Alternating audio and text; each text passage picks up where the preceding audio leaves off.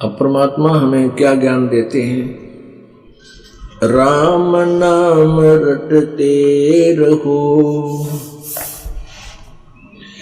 राम नाम रटते रहो, जब तक घट में प्राण, कभू तो दीन दयाल के भनक पड़ेगी कान।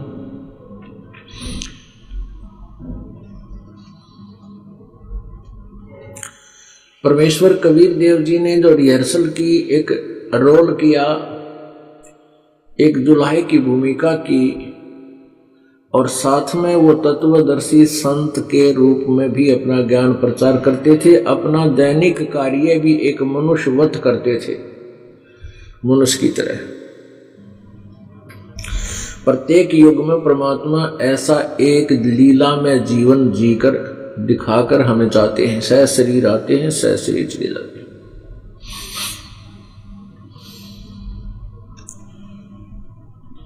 तो उन्होंने हमें यही ज्ञान दिया था कि आप जी प्रथम तो साधना गलत कर रहे हो। आप जी ने इस काल को परमात्मा मान रखा, जो 21 ब्रह्मांड का स्वामी है, जो तुम्हें यहां फंसाए हुए है, रोके हुए है। और इस काल भगवान ने अपने तीनों पुत्रों रजगुण ब्रह्मा, सतगुण विष्णु, तमगुण शिव जी के माध्यम से हम सब प्राणियों को बाई फोर्स यहां पर फंसा रखा है। जैसे गीता जी अध्याय नंबर 14 के श्लोक नंबर 3 से लेकर 5 तक ये गीता ज्ञान दाता श्री कृष्ण जी में प्रवेश करके यू काल बोल रहा है, ब्रह्म बोल रहा है, किस ब्रह्मांड का प्रभु सर्वपुरुष बोल रहा है। वो कहता है कि दुर्गा प्रकृति तो मेरी पत्नी है और मैं इसके पेट में बीज स्थापित करता हूं, जिससे सब प्राणियों की उत्पत्ति होती है। मैं सबका पिता हूं और दुर्गा प्रकृति सबकी मां है, माता है। और इस प्रकृति से उत्पन्न, दुर्गा से उत्पन्न तीनों गुण, रजगुण ब्रह्मा, सतगुण विष्णु, तमगुण शिव जी, ये जीव आत्मा को यहां कर्मों के आधार से फंसा कर रखते हैं, बांध कर रखते हैं। परमेश्वर ने आकर बताया कि नहीं, ये भी अपना पल्ला झाड़ दिया काल ने और ब्रह्मा विष्णु महेश के सिर पर बांडा फोड़ दिया, इनके सिर पर ये बाहर रख दिया कि यही फंसा रहे हैं तीनों गुण। परमात्मा कहते हैं ब्रह्मा विष्णु महेश्वर माया और ये काल, इसको धर्मराय भी बोलते हैं, और धर्मराया कहिए, इन पांचों मिल पर पंच बनाया, इन पांचों मिल पर पंच बनाया, वाणी हमारी लहिए। तो पुणात्मा, इसने तीनों गुणों के माध्यम से रजगुण ब्रह्मा, सतगुण विष्णु, तमगुण शिव जी के माध्यम से आप जी को, हम सभी को यहां फंसा रखा है। रजगुण ब्रह्मा को एक गुण युक्त पैदा कर दिया, उसके गुण में, उसके अंदर से निकल रही जो शक्ति है, पावर है, उसकी इतनी जबरदस्त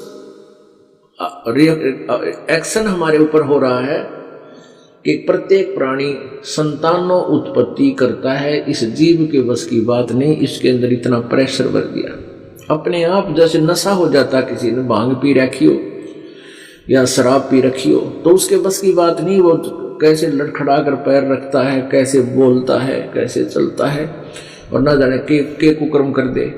ऐसे ही जो प्राणी इस काल के प्रभाव में आकर के 21 ब्रह्मांड के प्राणी संतानों उत्पत्ति करते हैं। और भगवान विष्णु जी के सतोगुण की शक्ति से हम एक दूसरे में यहां मोह ममता के कारण जकड़े रहते हैं, जीव के बस का नहीं। पुत्र में मोह, पुत्री में मोह, पति पत्नी में मोह, पत्नी में मोह, पति में मोह, माता पिता के अंदर संपत्ति में मोह, या किसी अन्य प्राणी से लगाओ, तो ये जीव के बस का नहीं। ये सतगुण विष्णु जी की उस गुण के दबाव में, प्रभाव में हम ऐसा विवश है करने में बस है। और ऐसे शंकर जी हमारा संहार करता है, जैसे उसके गुण से हम एकदम बीपी हाई हो जाता है, क्रोधित हो जाते हैं, उस गुण से प्रेरित है। और ना जाने कितना जुल्म हो जाता है, राजा लोग कितने युद्ध कर बैठते हैं, लाखों लोगों को मरवा डालते हैं। तो ऐसे ही रजगुण ब्रह्मा से संतानोत्पत्ति और यहाँ संसारिक सुविधाओं सुखों की चाह, इस रजोगुण के प्रभाव से हम चाहते हैं कार हो, कोठी हो, बढ़िया व्यवस्था हो, घना धन हो। तो ये हमारे अंदर हम जीव के बस का नहीं। तो परमात्मा परमेश्वर कबीर देव जी आकर के हमें इस काल के जाल से परिचित कराते हैं, और फिर हम जो बुद्धिमान होते हैं उनके लिए फिर एक सु अवसर देते हैं चौथे युग में आके। चौथे युग की ये बिजली पीढ़ी, अब मोक्ष द्वार खुला हुआ है। अब जो सच्चे ढंग से मर्यादा में रहकर इस दास के द्वारा दिए हुए इस तीनों नाम के मंत्र और प्रथम मंत्र का जो आपको जाप दिया जाता है, विधिवत क्रिया करके अपना जीवन निर्वाह करते हैं, तो वो अब पार हो जाएंगे, मोक्ष हो जाएंगे, और हम वहां चले जाएंगे सतलोक में। सतलोक वो स्थान है जहां जो कभी विनाश नहीं होता, और वहां गए प्राणी को जरा और मरण नहीं होता। जरा मीन बुढ़ापा, वृद्धावस्था सबसे बड़ा कहर है इस प्राणी पे, और फिर मरण, मौत सबसे बूढ़ी। कोई भी प्राणी मृत्यु नहीं चाहता, कोई भी प्राणी, सबको मालूम है। और फिर भी मृत्यु डेफिनेट है, मृत्यु तो होगी ही होगी। हम क्यों नहीं चाहते? क्योंकि आत्मा को आभास है कि ये मरती नहीं थी, इसका जो वहां शरीर था वो नष्ट नहीं होता था। सतलोक के अंदर मृत्यु नहीं थी, मृत्यु नाम की चीज नहीं थी, ना कोई बुढ़ापा था। तो ये यहां हो ही नहीं सकता, इस ना तो स्वर्ग में, ना महास्वर्ग में, ब्रह्मलोक में, परब्रह्म के लोक में ये जरा और मरण समाप्त नहीं हो सकता। और जब तक जरा और मरण समाप्त नहीं होगा, हम सुखी नहीं हो सकते। तो सतलोक सुख सागर है, जहां कोई दुख नहीं, कोई कष्ट नहीं। वहां ऐसी ही सृष्टि है, ऐसा ही मानव है, मनुष्य जैसा हमारा शरीर है। अभी तक जितने भी संत हैं, पंथ हैं, ऋषि हैं, महर्षि हैं, अज्ञानतावश उनको परमात्मा का परिचय हुआ नहीं, उनको परमात्मा का साक्षात्कार हुआ नहीं। तो इसलिए उन्होंने अज्ञान आधार से, सुनी सुनाई दंत कथाओं से, लोक वेद के आधार से परमात्मा को निराकार बताया है। सतलोक में सतपुरुष को भी निराकार बताया है, केवल प्रकाश ही प्रकाश बताया है। ये बिल्कुल गलत है। और ये सचखंड का जिन्होंने ठेका ले रखा है, सचखंड वाला, ये राधा स्वामी पंथ, धनधर सदगुरु पंथ, बाल ये क्या नाम है, जय गुरुदेव का पंथ, और ये कृपाल मिशना जी, ठाकुर जी, ये सब राधा स्वामी पंथ का ही, एक ही कुएं का जल है, राधा स्वामी पंथ का ही, ये उसी ज्ञान को आगे प्रचार कर रहे हैं। और इनको कैखे का पता नहीं सचखंड और सतलोक के बारे में। ये कहते हैं सतखंड के अंदर प्रकाश ही प्रकाश है, परमात्मा निराकार है, और आत्मा परमात्मा में ऐसे मिल जाती है जैसे समुद्र में बूंद मिल जाती है। पुण्यात्मा, अगर ऐसी अवस्था है, वहां भगवान है नहीं, निराकार है, तो हम के टिंडे लेंगे वहां जाके? हम क्या करेंगे? हम भगवान के लिए तड़प रहे हैं, परमात्मा की चाह में हम भटक रहे हैं, उसके दर्शन करें, उसको देखें।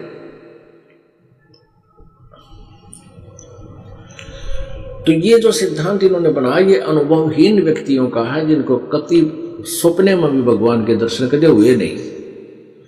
परमात्मा ने बताया है कि वहां पर बहुत सुंदर बाग बगीचे हैं, सदाबहार वृक्ष है, फलदार वृक्ष है, बहुत सुंदर मेवा है, बहुत अच्छे स्वादिष्ट मेवा है, वहां के स्वादिष्ट फल हैं, और सदा बाहर हैं, उनमें कभी पतझड़ नहीं आती, वहां कोई जरा मरण नहीं होता और वहां सदा युवा रहते हैं।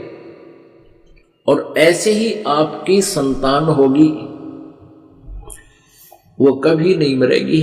आपको अपने बच्चे कितने प्यारे लगते हैं और बच्चों को अपने माता पिता भाई बहन कितने अच्छे लगते हैं, कितना प्यार है आपस में। तो पुण्यात्माओं, ये प्यार है, अच्छी बात है, लेकिन यहां धीरे धीरे करके ना जाने किसका नंबर आ जावे, कब आ जावे, और टक्कर मार मार कर शेष परिवार रो रो कर रोदन मचाता है और कुछ हाथ नहीं लगता। तो हमने ये एक उद्देश्य बना लो अपने जीवन का, हमने अपने रोजी रोटी के लिए भी कुछ करना ही पड़ेगा और फिर हमने मरना भी पड़ेगा। ये अपना गांठ लगा लो, यानी इसको एक विशेष इंपॉर्टेंट पॉइंट पर को नोट कर लो, विशेष स्थान पर, कि हमने मरना भी पड़ेगा और जिनको हम अपना मान रहे हैं इनको हमने त्याग कर जाना भी पड़ेगा। तो ये अपने कहाँ हुए, ये हमारे कहाँ हुए? ना बेटा अपना, ना बेटी अपनी, ना कार अपनी, ना कोठी अपनी। परमात्मा कहते हैं जब काया तेरी है नहीं, इस माया के चिचड़ हो रहे, माया कहां से हो, तेरी माया कहां से होगी? तो चरण कमल में ध्यान रखो, इन दोनों ने खो, यानी ना तो काया तेरी ना माया तेरी। इसको खोने का तात्पर्य कि इसमें आस्था हटा या तेरी नहीं है, तो यहां से तो हमने जाना ही पड़ेगा। और कहते हैं जहां आशा ता वासा होई, मन कर्म वचन सुमरियो सोई। इब जैसे मरते समय आपकी आस्था बच्चा में रहेगी, तो यही आके अगर तुमने भक्ति तो कर रखी है तो मनुष्य का जन्म हो जाएगा, बेटा बेटी उन्नत की बन जाओगे, आकर के पोता पोती के रूप में जन्म ले लोगे। और यदि भक्तिहीन प्राणी है तो वहां कोई पशु बनेगा, आकर कुत्ता बन जाएगा उस गली में, फिर कड़मा मारेंगे लठ, बालक भीतर बढ़ गया था, जो मकान में प्रवेश कर गया था। तो इस बात को ध्यान रखे कि ये अपने नहीं हैं, ये परमात्मा ने के बच्चे हैं और हम इनके सेवक हैं। उस परमेश्वर ने इन बच्चों की परवरिश के लिए हमें नौकरी दे रखी है, ये मालिक के बच्चे हैं। तो इनमें मोह नहीं हो सकता आपका, लेकिन यह बात बहुत देर तक सेट होगी और आते जाएगी ठिकाने बात, क्योंकि ज्ञान के सुनने से और भक्ति के बढ़ने से अपने आप एक ऐसी व्यवस्था बन जाएगी मन में, आप चाहते हुए इनको अपना नहीं मान सकते। एक तो ज्ञान होता है, ज्ञान से बात नहीं बनती और ज्ञान के बिना भी नहीं बनती, क्योंकि ज्ञान से तो पता चलेगा। और जो हमने आपको सिमरण दिया है, इस सिमरण के अत्यधिक करने से ये दोनों का संयोग होकर के फिर लास्ट में आपकी जो मृत्यु होगी, आपकी आस्था ना संपत्ति में रहे और ना बच्चा में, अपने आप हटेगी। एक ऐसी स्थिति इसी प्रक्रिया से हो जाएगी, तो उसमें आपको ये ज्ञान भी साथ रहेगा और ज्ञान से आधार से आप फिर इन बच्चों में चाहते हुए भी नहीं करोगे, वैसे तो होगी नहीं और फिर चाहो भी नहीं गे, आप सुरती ऊपर की धुरकी लगाओगे, ध्यान ऊपर लगाओगे कि सतलोक जावा, ना तो फिर वही चक्कर पड़ा रहेगा। तो उस समय आपको ये ज्ञान बहुत सहारा देगा। क्या? कोट जन्म तन भर मत होगे, कुछ ना हाथ लग्या रे, कुकर सुकर खरबया बोरे, कौआ हंस बुगारे। कोटि जन्म तू राजा की, न्यो मिटी न मन की आशा, भिक्षुक होके दर दर घूम लिया, मिला न निर्गुण रासा। इंद्र कुबेर ईश की पदवी, ब्रह्मा वरुण धर्मराया, विष्णुनाथ के लोक पूजा कर तू फिर भी वापस आया। असंग जन्म तन मर्त्या होगे, जीवित क्यों न मरे रे, द्वादश मध्य महल मठ भोरे, बहुर न दे धरे रे। दो जग बहिष्ट सभी तय देखे, राजपाट के रसिया, तीन लोक से तरपत नाही, ये मन भोगी खसिया। सतगुर मिले तो इच्छा मेटे, पद मिल पदे समान, चल हंसा उस लोक पठाऊं, जो आदि अमर अस्थान। चार मुक्ति जहां चंपी करती माया होरी दासी, दास गरीब अभय पद पर से वो मिले राम अविनाशी। अपने आत्मा जब आप यहां से शरीर छोड़ कर जाओगे, ये पॉइंट हैं काल के जाल से निकलने के, ये दाव पेच हैं जो आप जी को सत्संग के माध्यम से आपको सावधान किया जाता है और आप जी ने इन फार्मूलों को लगाना है। जब एग्जाम आएगा तो आप स्टूडेंट हो, आपका एग्जाम भी होगा, क्योंकि अंत में जब मृत्यु होगी जब तुम्हारा वो एग्जाम होगा और उस एग्जामिनेशन में आप जी ने सफल कैसे होना है, तो ये तरीके बताए हैं। तो उसमें आप जी का या यो शब्द हृदय में जमा हुआ होगा और यो ज्ञान आपको एक जबरदस्त सपोर्ट दे करेगा।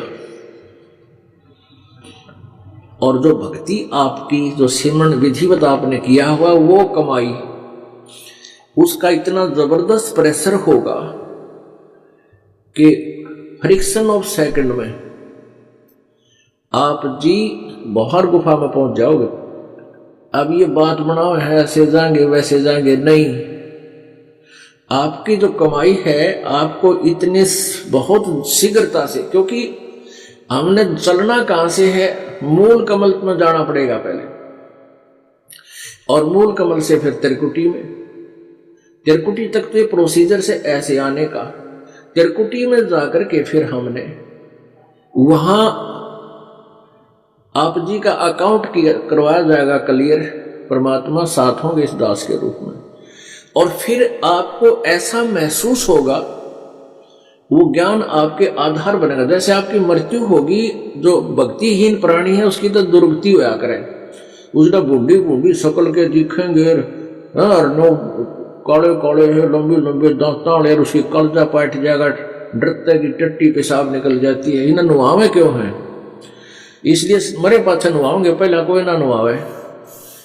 बता ये और फूकन जान लग रहे हैं, नुआओ बिला पहला तैयार करो, अरे वो ठा कर फूके और नुआण की जरूरत रहेगी, उसने माटी मिलाना ही है। फिर भी तो वो इसलिए स्नान कराते हो, टट्टी पेशाब में बुरा हाल होता है उसका, उन्हें मांझ दोगे फिर फूकने जाएंगे। और जो भक्ति करते हैं उनको तो सपना सा होगा मृत्यु का, जैसे सोपन में आप जा रहे हो और सोपन भी बढ़िया हो खुशी का, ऐसे आप जा रहे हो जैसे सत्संग में, और वहां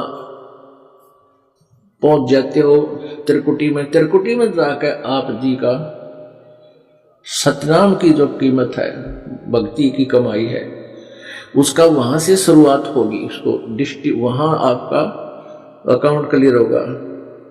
सतनाम में एक ओम मंत्र है, दूसरा वो तत्वगुप्त है, जो उपदेश प्राप्त है उनको मालूम है। तो ओम नाम के जाप की भक्ति कमाई और यज्ञ हवन धर्म जब आप यहाँ करवा रहे हो, इसकी जो भी भक्ति का जो धन है वो इस काल को ब्रह्म को छोड़ देंगे, इस काल ब्रह्म को छोड़ देंगे और फिर ये हमें यहां से मुक्त कर देगा। गीता जी अध्याय नंबर 18 के श्लोक नंबर 66 में कहा कि सर्वधर्मान परित्यज माम एकम शरणम व्रज अहम तवा सर्व पापे मोक्षामि मा शुच।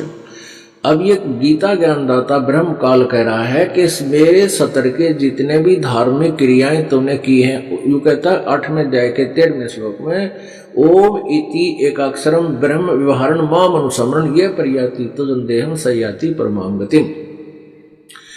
ये काल कहता है कि मेरा तो एक ओम अक्षर है, नथिंग एल्स, और जो मेरे सतर की भक्ति ओम नाम से करता है, मेरे ओम से जो लाभ होता है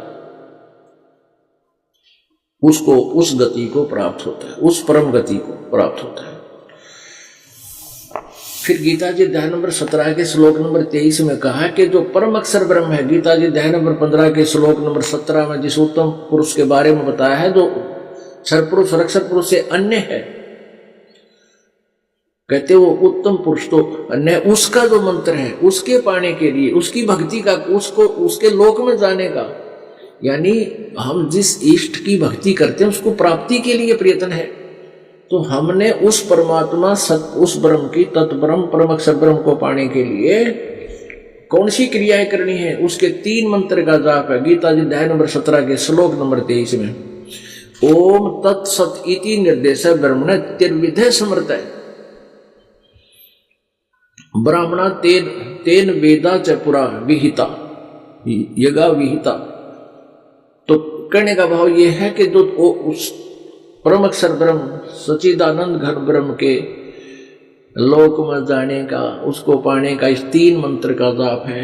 ओम तत्सत, ओम त ब्रह्म का, और तत् ये सांकेतिक है, ये अक्षर पुरुष यानी परब्रह्म का, और सत ये भी सांकेतिक है, दास बताओगा, और ये है परम अक्षर ब्रह्म का। तो जब त्रिकुटी पर आप जाओगे, इस सतनाम के अंदर 2 अक्षर है, ओम नाम की जो भक्ति धन और ये या धार्मिक अनुष्ठान आप करवा रहे हो, इसकी कमाई, ये सभी पूजाएं गीता जी अध्याय नंबर 18 के श्लोक नंबर 66 में जो कह रहा है कि सर्व धर्मान परित्यज माम, मेरे सतर की सभी धार्मिक पूजाओं को, धर्मान माने पूजाओं को, साधनाओं को, धार्मिक क्रियाओं को, मेरे सतर की जितनी भी धार्मिक पूजाएं हैं उनको परित्यज छोड़, यहां पर माम माने मुझ में, और एकम शरणम व्रज, एकम माने जिसके बराबर दूसरा ना हो, अद्वितीय, सर्व एकम माने सर्वशक्तिमान, उस परम अक्षर ब्रह्म की शरण में, व्रज माने दास के अतिरिक्त जितने भी गीता जी के अनुवाद करता है उन्होंने गीता जी अध्याय नंबर 18 के श्लोक नंबर 66 में व्रज शब्द का अर्थ आना किया है, जबकि व्रज माने जाना होता है। तो यहां सारी ही गीता का भाव बदल जाता है, यू टर्न हो जाता है इसका। तो पुण्यात्माओं, अब आपको ये ज्ञान होता जा रहा है। तो ये जो ज्ञान है ना, त्रिकुटी पर जब आप पहुंचोगे तो वहां आपने इस ओम नाम के जाप की कमाई, इस दास के रूप में परमेश्वर होंगे, वहां आपका अकाउंट कराओगे ना, तो आपको विचलित कर देंगे। काल के बहुत जबरदस्त जाल है। ऊपर रास्ते में बहुत ज्यादा भयंकर काल ने ऐसे जाल रचे हैं। कहीं पर तो ऐसे बढ़िया बढ़िया रेस्टोरेंट बना रखे हैं, अप्सराएं नाच रही हैं, कोई एकाएक घूम रही है अकेली वन में, यानी मन के अंदर जो दोष होते हैं उनके वहां पूरे हथियार हैं मन को फंसाने के। तो वहां परमात्मा साथ होंगे तो आपकी हिम्मत नहीं पड़ेगी इधर उधर नजर बचा कर बकवाद सोचने की, क्योंकि परमेश्वर ने आप जी को सतलोक ले जाना है। और वहां फिर आपका, अब यहां कहते हैं ना कई अनजान काम, तो घर पर भक्ति कर लेंगे, क्योंकि यहाँ जब सत्संग में आते हो आपको बार बार समझाया जाता है, जैसे स्टूडेंट आया करें या एक भयंकर रोगी आता है, उसमें नखरे नहीं होते, क्योंकि हमने अपना उद्देश्य देखना चाहिए। और यहाँ की क्रियाओं में अपने दोष को दूसरों में देखकर वो विमुख हो जाता है। फिर बोला आदमी क्या कहता है कि मैं तो घर पर भक्ति कर लूंगा। परमात्मा कहते हैं सतगुरु संगत छोड़ कर चाहे लाख वर्ष जप कीन, इंद्री क्रम ना मोक्ष होए। फिर काल का आदि आपको उदाहरण दिया, जो परमात्मा से शरीर मगर से जाने लगे, रास्ते में यह खुद दुर्गा आगी एक सुंदर औरत बनकर, और परमेश्वर से कहने लगी तू मेरे साथ भोग विलास कर, तू बहुत पूर्ण पुरुष है, तू बहुत अच्छा तगड़ा है, सुंदर है। तो परमात्मा कहने लगे तेरे जाल से मैं खूब परिचित हूं, तू अपना जाती रहे यहाँ से। जब हार कर झक मार कर और गाली देती हुई चली गई। तो पुण्यात्मा ऐसे ही जब अकेला प्राणी जो भक्ति कर ली ना 4-5 साल 3 वर्ष इस दास के बताए अनुसार मर्यादा में रहकर, फिर वो मर्यादा तोड़ जाता है, गुरुद्रोही नहीं होता है। गुरुद्रोही का तो नाश होगा सीधा ही, वो तो सीधा नरक में जाएगा। तो वो व्यक्ति फिर ऐसे फंसेगा रास्ते में, फिर उसको काल पता नहीं कहाँ ले जाएगा, हाँ, देवता बना देगा और फिर गधा बना देगा, उसकी पूंजी समाप्त करवा के। तो कहते हैं इन बातें क्या पाइए कर सतगुरु नजर निहाल। सतगुरु की नजर में कहते हैं, परमात्मा कहते हैं ऐसा भाव रखो, सत्संग में जब आवे हम एक साधु की तरह होना चाहिए, विनम्रता होनी चाहिए हमारे अंदर, क्योंकि यहाँ सभी भक्त नहीं होते। भक्त का मतलब ये नहीं है कि उन्हें नाम ना ले रखा होता, नाम ले लेने मात्र से भक्त नहीं बनता। नाम देने के बाद उनको यहाँ रिहर्सल करा के इस भट्ठी में कहता के और मोगरे चोट मार मार के, जैसे सत्संग के वचनों की चोट मार के उनको भक्त साधु बनाया जाता है। तो जो भक्त हैं, कोई नया भी आता है पुराना भी आता है, तो नए भक्त अवश्य है लेकिन उनमें साधुता भी नहीं आई है, तो उनसे मनमुटाव करके और यहाँ से दूर हो जाना समझदारी नहीं होती। तो आप जिन्हें अपना उद्देश्य देख करके, तो धीरे धीरे आपका व्यवहार ठीक होगा तो दूसरे भी अपने आप आपसे व्यवहार ठीक करने लग जाएंगे, तो ऐसे समाज भी सुधरेगा। और आपके अंदर जो अहंकार है, जो जीव का सबसे बड़ा शत्रु है, इसका भी नाश होगा। आपको यहाँ फर्श पर मैट पर बिठाया जाता है, परमात्मा के लिए दंडवत कराया जाता है। ये इस काल के इस अकड़ को, काल ने जो हमारे अंदर बीमारी ला रखी है, रोग भर दिया, यो मैल खोट डाल दिया सोने में, शुद्ध सोने में, तो उसको यहाँ गर्म करके उस खोट को निकाला जाता है। और जब तक ये नहीं निकलेगा इतने भक्ति बने नहीं। एक नित्यानंद नाम के एक ब्राह्मण थे, उनका बचपन का नाम नंदलाल था और वो नारनौल के नवाब के यहाँ तहसीलदार की नौकरी किया करते थे। आज से 250 वर्ष पहले, 350 वर्ष पहले की बात है। उस समय पहले तो ब्राह्मण कुल एक नंबर पे, और दूसरे फिर तहसीलदार। आज से 250 वर्ष पहले तहसीलदार तो आज के जो है ना डीसी से भी ज्यादा पावर रखता था और घोड़े पर चल कर चला करता है। सौभाग्य उदय हुआ उसका, एक दिन उसके माता पिता की मृत्यु हो चुकी थी, कोई भाई बहन नहीं थे। उसके नाना जी के यहाँ उनकी परवरिश हुई थी। उनके नाना जी नारनौल के नवाब के यहाँ कोई उच्च पोस्ट पर थे। उन्होंने अपने दोते को वहां लगवा दिया था, शादी भी कर दी थी। एक दिन सत्संग सुन लिया रात्रि के समय, और फिर अब ब्राह्मण कुल में जन्म मरोड़ गणी, मरोड़ अहंकार, मरोड़ मीन अहंकार। इतनी मरोड़ में अहंकार था कि पहले तो ब्राह्मण में इतनी अहंकार हुआ करता, पहले अन्य जाति वालों से बचकर निकालते थे, अपने को श्रेष्ठ मानते थे। दूसरे फिर तहसीलदार की पोस्ट का और डबल डिफेक्ट हो गया यो। और उस दर से पुण्यात्मा जो होती है उनमें भगवान की चाह भी न्यारी होती है। रात में सत्संग सुना, नींद नहीं आई कि यहाँ तो भाई परमात्मा की भक्ति के लिए शरीर मिला है। और ये संत जितने भी हैं, ये संत ज्ञान तो मिलता जुलता दे देते हैं प्रेरणा देने के लिए, लेकिन उनके पास समाधान नहीं होता। उस प्रेरणा से इतना प्रेरित हो गया, उसने सोची सवेरे नाम, कल जाते नाम लो इसके आश्रम में, आश्रमवास।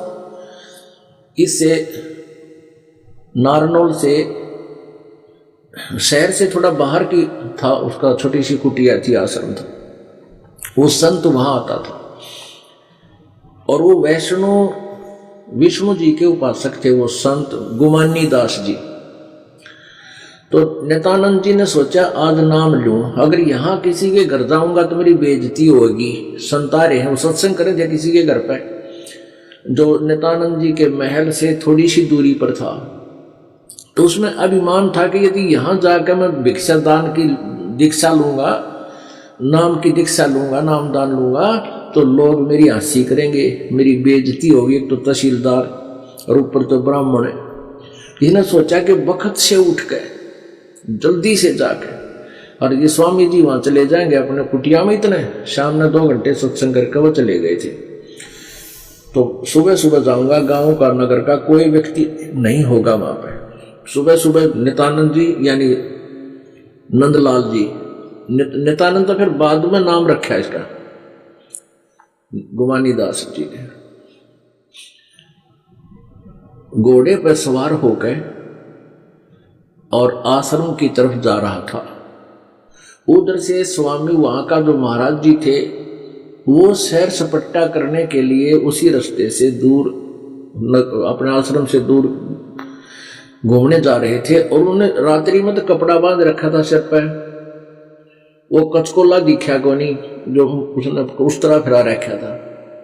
और सुबह वो नो का नो बगैर कपड़े सिर पर डाले इजी मूड में घूम रहे थे। उधर से नित्यानंद आ गए। ये ब्राह्मण सोन को सोन बहुत मान्या करते। तो उस नंदलाल ने अर्थात नित्यानंद जी ने सोचा आज तो मैं शुभ काम के लिए चला था, अपने जीवन का जो है उद्धार, आत्मा उद्धार के लिए जा रहा था दीक्षा लेने।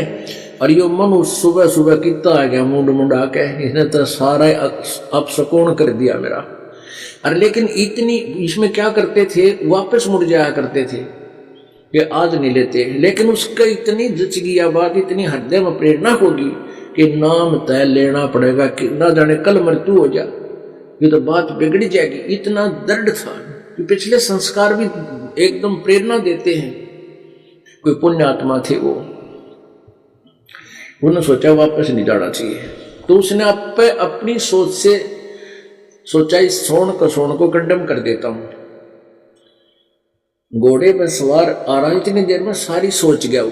और उस नेता जो घूमने आया था वो संत था, वो संत ही गुमानी दास।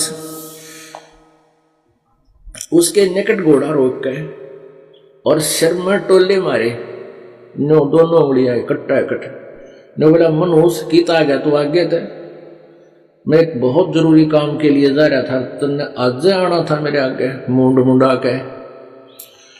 अब वो संत सोचा भी आदमी सभ्य दिखा था, अरे इसने क्या किया मेरे साथ। पर संत गणा ध्यान नहीं दिया करते, क्यों इसे करा कितने टकरा रहे दिन में, कोई गाली दे रहा है, कोई राजी बोल रहा है। संत चला गया। अब नित्यानंद जी ने वहां घोड़ा रोक दिया, एक वृक्ष का बांध दिया। और वहां 1-2 चेले रहा करते, 2-4 उन्होंने आसन लगा रखा था बाहर। गुरुजी नहा धोकर वहां बैठा करते, आकर कोई दर्शनार आते थे उनको दर्शन दिया करते थे, दीक्षा देते थे। आसन लगा रखा था ना, आगे बैठने वालों के लिए बोरी बारी बिछा रखी थी। अब नित्यानंद जी ने पूछा भाई महाराज जी कहाँ हैं? वहां शिष्यों ने बताया बैठ जाओ। बैठो साहब अभी आते हैं, आ जाएंगे अभी आ जाते हैं। वो बैठ गया, कति आगे बिठा रखा। अब गुमानी दास जी घूम घाम कर दूसरी साइड से स्नान करके तालाब तड़ूब में, और फिर वो आकर आसन पर बैठ गया। जब वो आंख चार, नित्यानंद ने सोचा ये तो वो महाराज जी है भाई, रास्ते में तो इसके टोले मारे थे। नीचे गर्दन कर ली, नो शर्मा गया, मैंने तो नाश कर दिया, और यू नाम दे नहीं। नीचे गर्दन कर ली, शायद ना पहचान सके, घोड़ा बंध रहा और पहचान तो लिया ही था वो। अब गुमानी दास जी समझ गए भगत तो शर्मा गए। तो कहने लगे भाई बच्चों, कोई व्यक्ति कुम्हार के यहां से मटका लेने जाता, घड़ा, और उसको वो बजा के देखा करे। एक अन्य का गढ़ा लेने जाता है, उसको ऐसे मार के देखा करे खरा से खोटा, इसमें कोई डिफेक्ट तो नहीं है। और बेटा तने गुरुजी बजा के देख लिए तो क्या दिक्कत हो गया, आपने तो सौदा करना था जीवन का। बड़ा वो चरणा में गिर गया वो नित्यानंद, और पैर पकड़ दिए ने बोले महाराज जी माफ कर दो।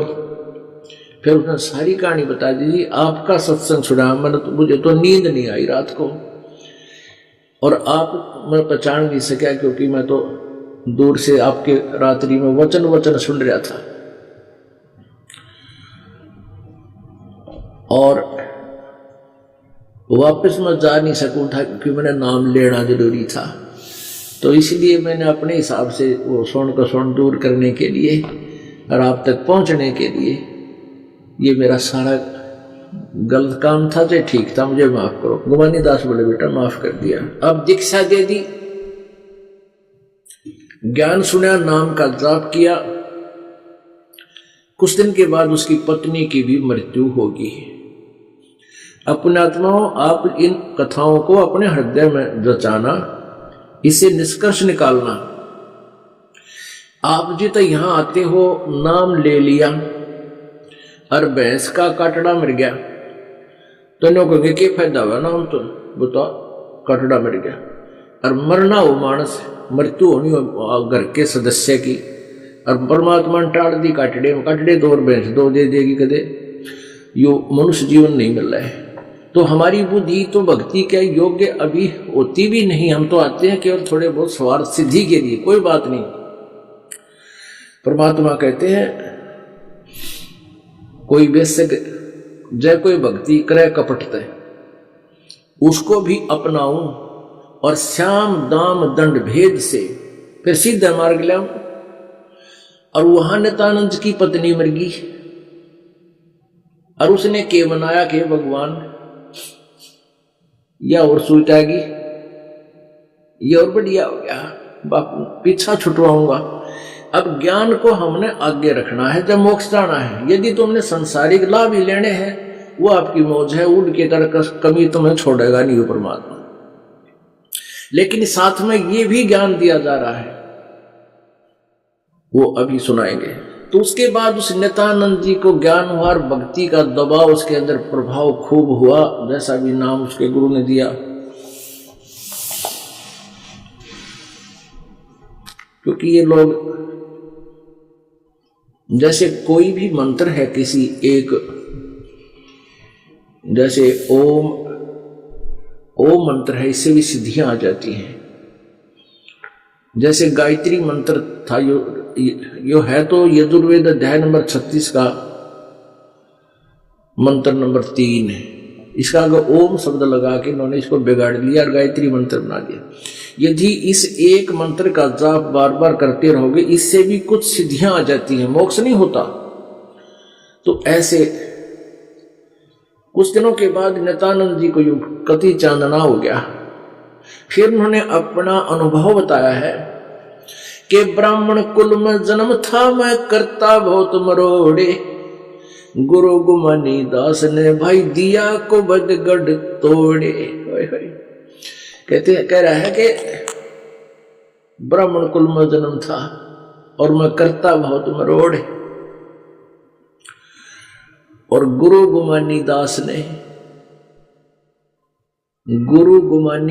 ने दिया कुबद गढ़ तोड़े। गढ़ माने किला था यो कुबद का, ब्राह्मण के घर जन्म और तहसीलदार की पोस्ट, कहते कुबद का गढ़ था यो संत ने तोड़ दिया।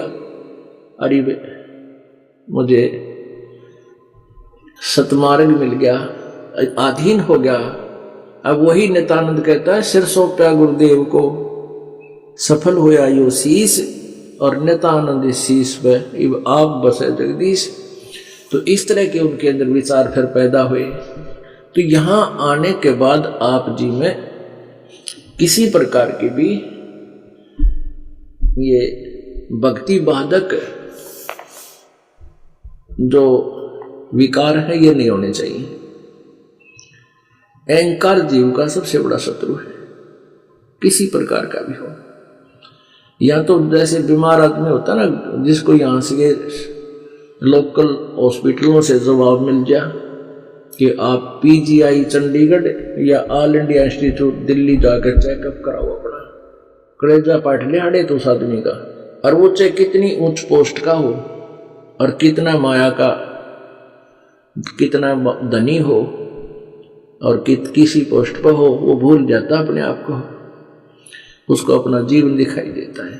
तो पुण्यात्माओं, अपने जन्म और मृत्यु का दीर्घ रोग लाग रहा है, और जरा और मरण का जो रोग है, जब तक इसका ट्रीटमेंट नहीं होगा तब तक आप अपने आप को सुरक्षित मत समझना, स्वस्थ मत समझना। तो ये संसार रूपी हॉस्पिटल है। ये जीवन आपका जो यहां आप आए हुए हो, आपने इस हॉस्पिटल में प्रवेश पाया है परमेश्वर वाले में, तो ये इस हॉस्पिटल में आप जी को अंतिम श्वास तक इसके टच में रहना पड़ेगा, चेकअप कराते रहना पड़ेगा, यहां आना पड़ेगा अंतिम श्वास तक। जब आपकी मृत्यु होगी तब आपका इस हॉस्पिटल से छुटकारा होगा। जिनका ट्रीटमेंट पूरा हो गया वो स्वस्थ होकर के सतलोक चले जाएंगे। जिनका इनकम्प्लीट रह गया उनको फिर से भर्ती हो कराए जा सकते हैं, उनको दोबारा जन्म मिल सकता है जो मर्यादा में रह रही है। लेकिन कोशिश करो कि ये जन्म बढ़े नहीं। मनमाना दोबारा जन्म हो गया, नाइजीरिया में पैदा कर दे, जापान में पैदा कर दे, अमेरिका में, यूरोप में पैदा कर दे, पूरा सारी बकवास, भगवान का आसपास भी कोई ना, और वहां का बन जाओगे राष्ट्रपति, क्योंकि पुण्यता आपकी यहां से इकट्ठी की है, वो संग्रह कर लिया। अब काल अपने हिसाब से ठोकर ठा गए, उड़ा 10 साल रह गए, 5-4 साल रह गए प्रधानमंत्री करके खोटे कर्म सारे, और फिर गधा बन जाओगे।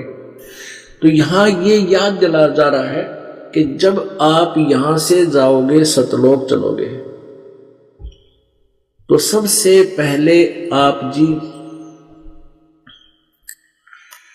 इन कमलों से गुजर के सतल त्रिकुटी पर पहुंचोगे। तो वहां परमात्मा इस दास के रूप में आपको मिलेगा। किनको मिलेंगे? जो आजीवन इस दास को गुरु रूप में स्वीकार रखेंगे। कहते हैं गुरु भक्ता मम आत्म होई, वाके हृदय में रहूं समोई। गुरु का भक्त मेरी आत्मा होगा। और जो गुरु से विमुख हो गया, कहते हैं गुरु सतगुरु विमुखा युग युग रोवे, और मानुष जन्म पाके खोवे।